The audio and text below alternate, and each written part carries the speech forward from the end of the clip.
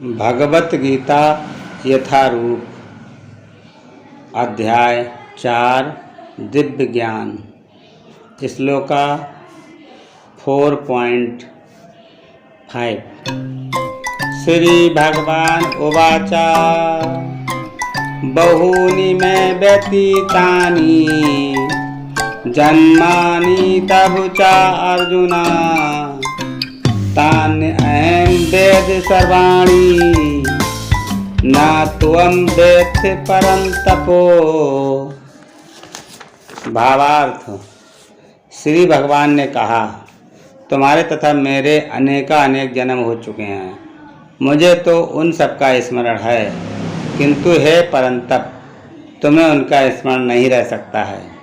तात्पर्य, ब्रह्मा संहिता में 5.33 हमें भगवान के अनेक अवतारों की सूचना प्राप्त होती है। उसमें कहा गया है, अद्वैतम अच्युतनम अनादि अनंत रूपम मादम पुराण पुरुषम नवयौवनम च वेदेषु दुर्लभम आत्मभक्तो गोविंदम आदि पुरुषम तम अहम भजामि।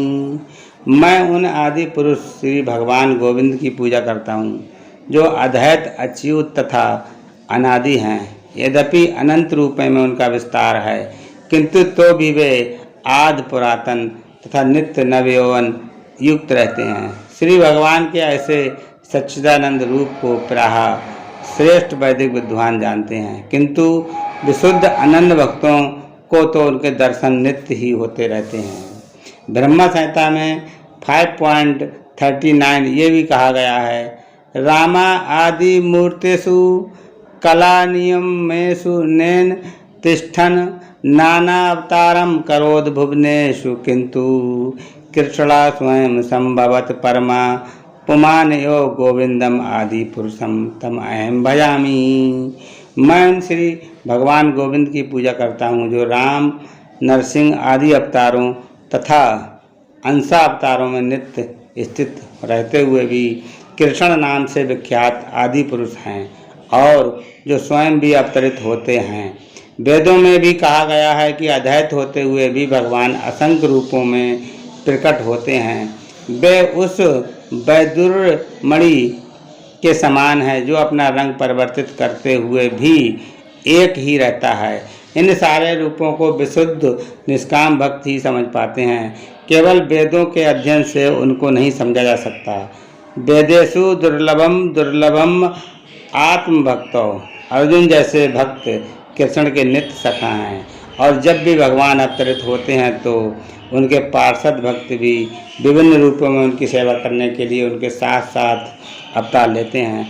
अर्जुन ऐसा ही भक्त है, और इस श्लोक से पता चलता है कि लाखों वर्ष पूर्व जब भगवान कृष्ण ने भगवत गीता का प्रवचन सूर्यदेव विवस्वान से किया था, तो उस समय अर्जुन भी किसी भिन्न रूप में उपस्थित था, किंतु भगवान तथा अर्जुन में ये अंतर है कि भगवान ने ये घटना याद रखी, किंतु अर्जुन इसे याद नहीं रख सका।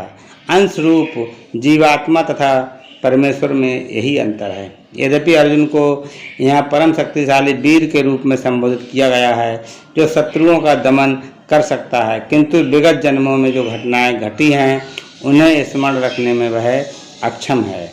अतः भौतिक दृष्टि से जीव चाहे कितना ही बड़ा क्यों ना हो, वह कभी परमेश्वर की समता नहीं कर सकता। भगवान का नित्य संगी निश्चित रूप से मुक्त पुरुष होता है, किंतु वह भगवान के तुल्य नहीं होता।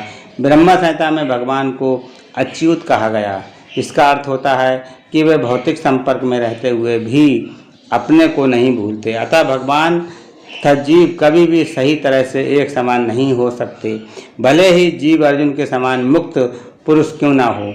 यद्यपि अर्जुन भगवान का भक्त है, किंतु कभी कभी वह भी भगवान की प्रकृति को भूल जाता है, किंतु दैवी कृपा से भक्त तुरंत भगवान को अच्युत स्थिति में को समझ जाता, जबकि अभक्त या असुर इस दिव्य प्रकृति को नहीं समझ पाता। फलस्वरूप गीता के विवरण आसुरी मस्तिष्कों में नहीं चढ़ पाते। कृष्ण को लाखों वर्ष पूर्व संपन्न कार्यों की स्मृति बनी हुई है, किंतु अर्जुन को स्मरण नहीं है। यद्यपि अर्जुन तथा कृष्ण दोनों ही शाश्वत स्वभाव के हैं।